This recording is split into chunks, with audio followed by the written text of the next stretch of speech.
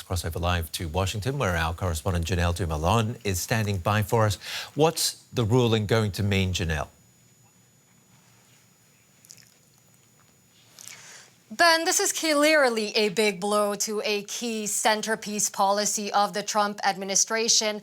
The court clearly ruling here that Trump did not clear the bar for an emergency that he would have to clear in order to invoke emergency powers.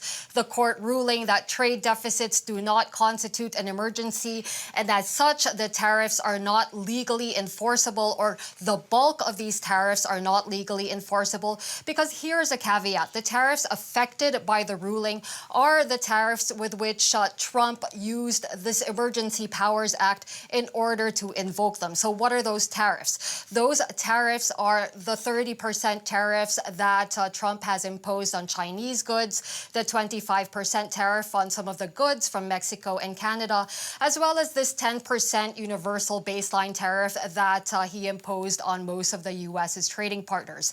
What is not affected by this ruling are the 25% tariffs on foreign-made cars, on auto parts, on steel and aluminum. So the court has now given the Trump administration 10 days in order to complete the process of halting these tariffs. Now, how exactly that will look like, well, that part still remains unclear.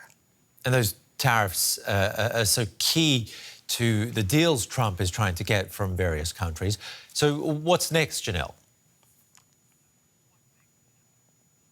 Indeed. So the Trump administration quite predictably reacted negatively to this ruling, with one White House spokesman saying it's not for unelected judges to decide how to properly address a national emergency.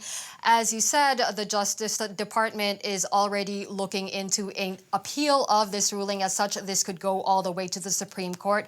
But you're right to point this out. It leaves us with many unanswered questions, like how will the trade negotiations that the U.S. is holding with other countries proceed from here? Remember, the whole point of these talks was that the U.S. wanted to reshape its trading relationship with most of its trading partners around the world, using the tariffs as leverage. If the tariffs are off the table, what will then be the focus of these talks if they do still end up proceeding with these talks? Another open question that comes to mind is what happens to the tariffs that have already been paid out?